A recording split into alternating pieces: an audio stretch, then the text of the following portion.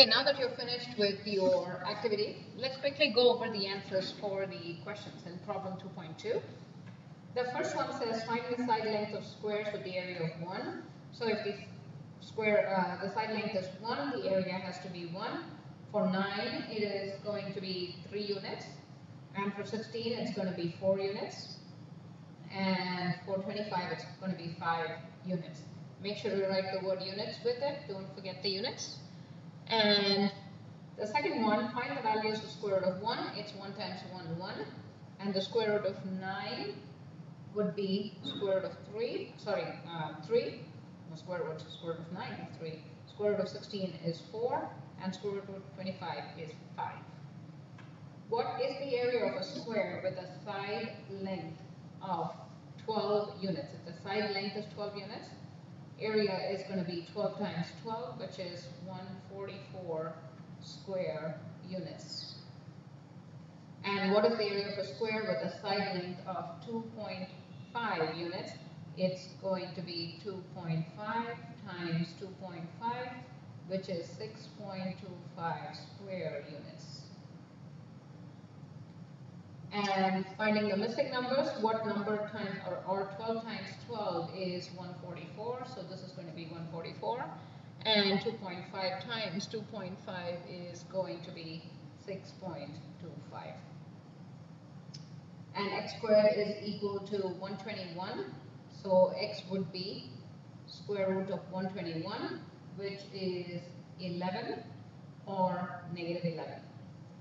Same thing here, x squared is 2.25, so x would be square root of 2.25, so this would be 1.5 or negative 1.5.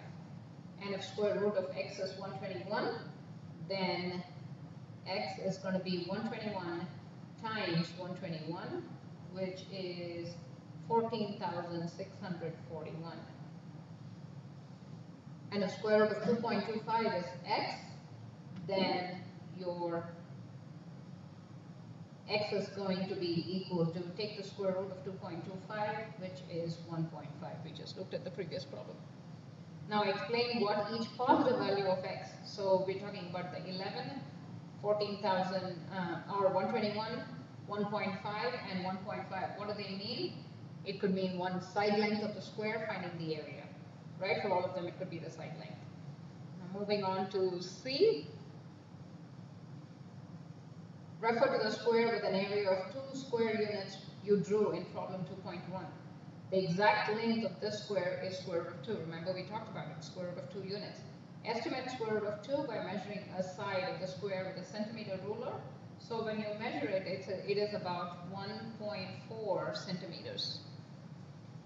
And calculate the area of the square using your measurement, which is 1.4. Is the result exactly equal to 2?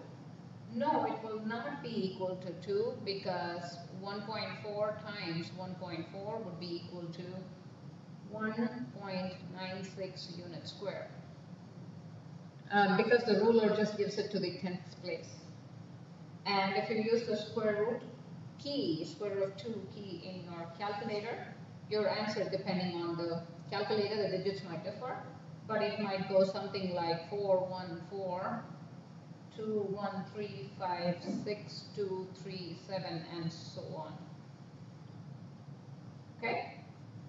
And how does your ruler estimate compare to your calculator estimate? The ruler estimate has only one number after the decimal place, but the calculator has more numbers after the decimal place. Okay, suppose you are designing a square sandbox that has an area of 2 square meters. What is a reasonable and accurate measure? I would say about 1.4 meters. That would be an approximate measure, or you could go for 1.41, but 1.4 is easier. Moving on to our D.